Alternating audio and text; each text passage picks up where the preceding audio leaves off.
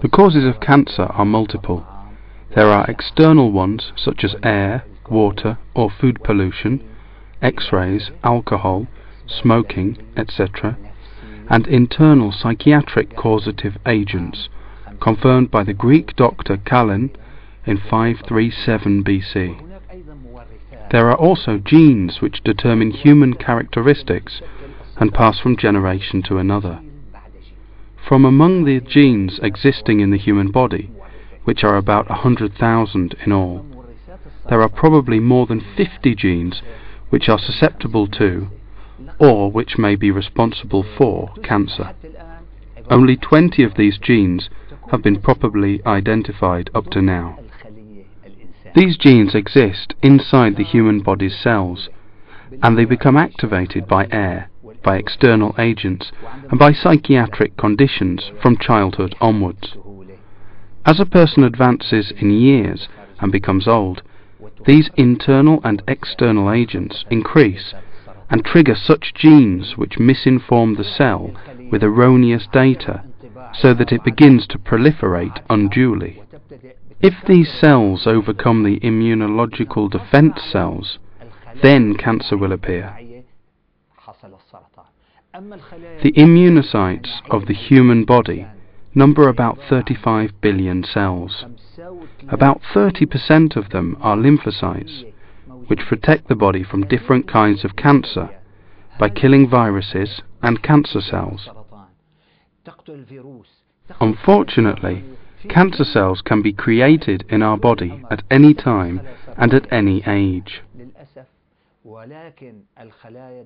When the immunological defense cells control them and kill them, the body then overcomes the cancer, and vice versa. As far as cupping goes, it was proved that the immunological cells increase after cupping up to 60%. This proportion of cells defends the body, especially the T cells, which attack viruses. There are B cells and T cells, which increase after cupping and fight the virus and the cancerous cells. That is why the immunological system has improved after cupping and controlled the cancer in most cases. We should also mention that the immunological T cells contain interferon. This interferon is the immunological protein that kills the cancer and its cells. So, the immunological cells increase up to 60% after cupping, and this is also true for the interferon.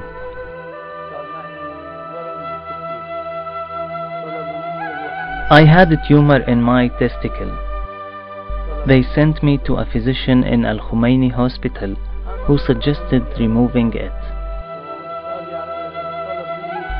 After the operation, he asked me to have an ultrasound scan and GT for the rest of my body, where he discovered that I had tumors in the abdomen.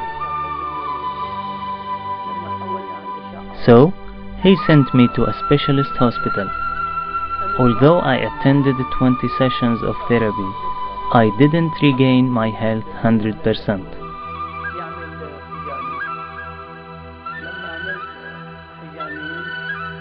After that, some people advised me to have cupping done. So, I had it done twice. Then, when I went back to the specialists at the hospital, they examined me and asked, "You are better now. What have you done?" I said, "I had cupping done twice." They said, "Well, it improved your health, and you no longer need to use medicine anymore. So, keep having cupping therapy." So, I go for cupping every year, and now I feel well, thanks to God.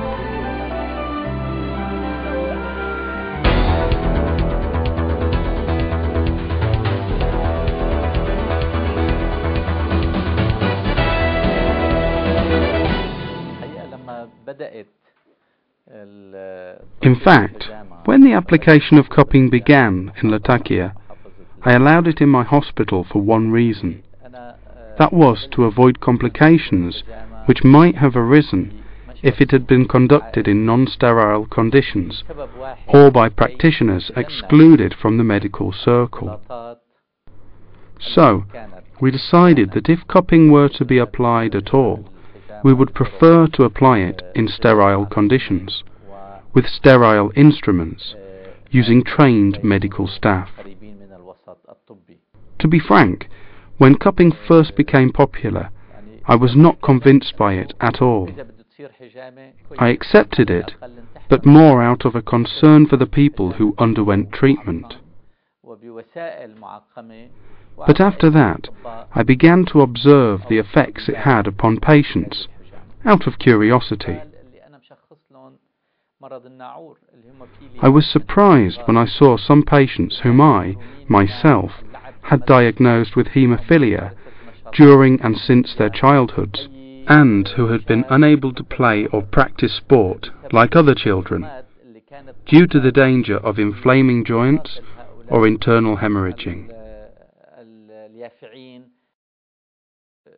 I was surprised when I saw them coming in the next year, wishing to have cupping done again, after they had had it in the first year. One youth and his parents told me that he could now play football and run like the other boys, and that he did not suffer from swellings anymore. He said, "I feel so much better in myself. Please let me know when I can come to have cupping done again."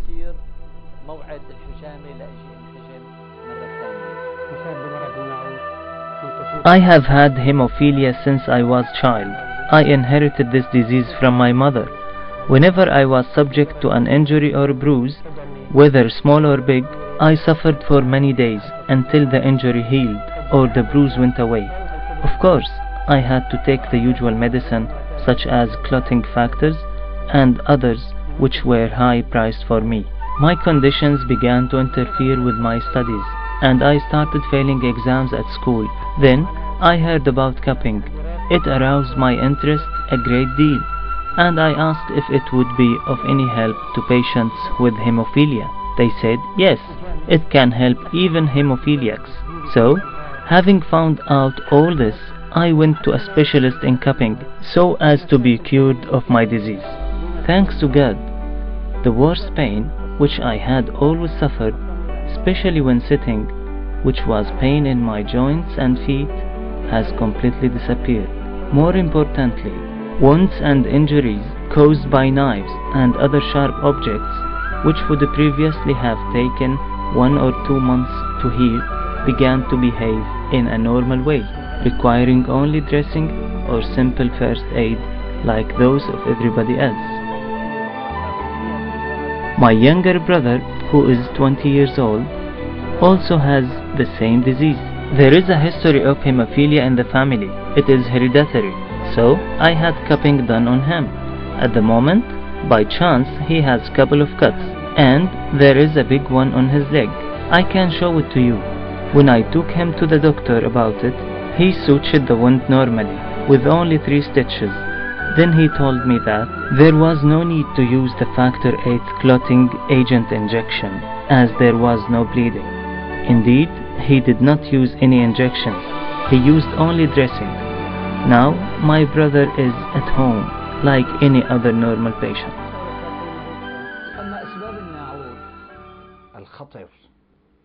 Haemophilia is a dangerous disease that causes bleeding in many places of the body, and sometimes it causes death.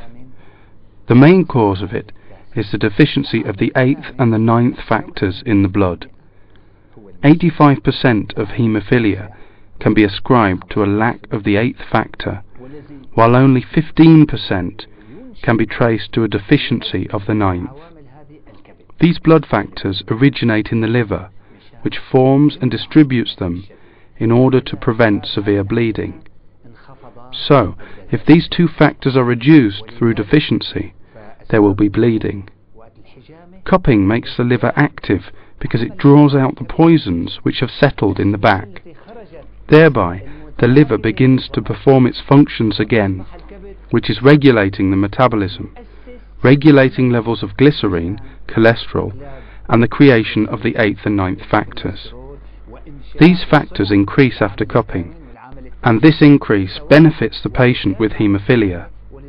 When they do suffer bleeding, it does not last for as long as it usually does in such disease. I have had hemophilia since I was a child. I suffered from it so much because any cut or injury prevented me from going to school or studying, and even from walking or moving. There is medication for this disease, but it's not always obtainable. Last year, one of my relatives told me about cupping and about its curative effects on hemophilia.